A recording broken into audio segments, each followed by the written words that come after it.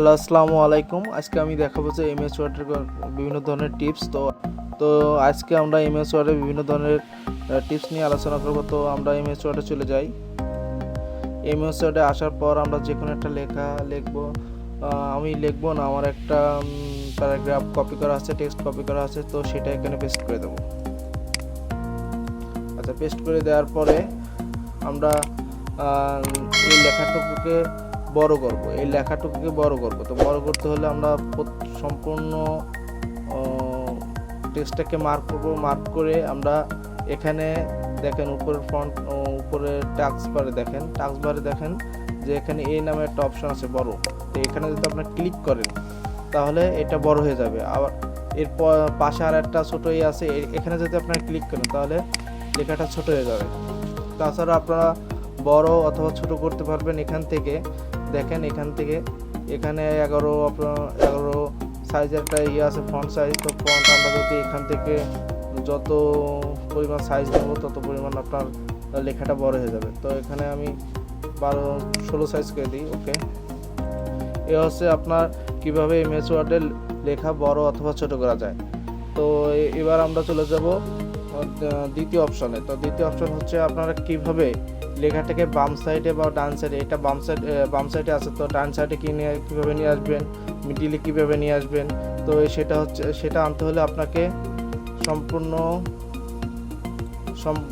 লেখাটাকে কন্ট্রোল+A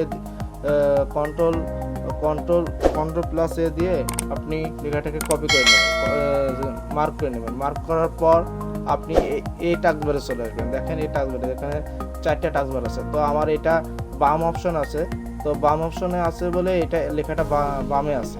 এখানে যদি আমি সেন্ট্রালে দেই, দেখেন এই অপশনে ক্লিক করলে লেখাটা সেন্ট্রালে চলে আসবে, সেন্ট্রাল। ওকে, এটা যদি আমি এই অপশনে ক্লিক করি, এই অপশনে ক্লিক করলে লেখাটা ডান সাইডে চলে আসবে। ঠিক আছে, তো এইভাবে আপনার লেখাটা ডানে এবং বামে নিয়ে আসতে পারবেন। এ হচ্ছে এমএস ওয়ার্ডের সেকেন্ড টিপস। তো এবার আমরা চলে আসবো যে এই লেখাটাকে কীভাবে বোল্ড আকারে করা যায়।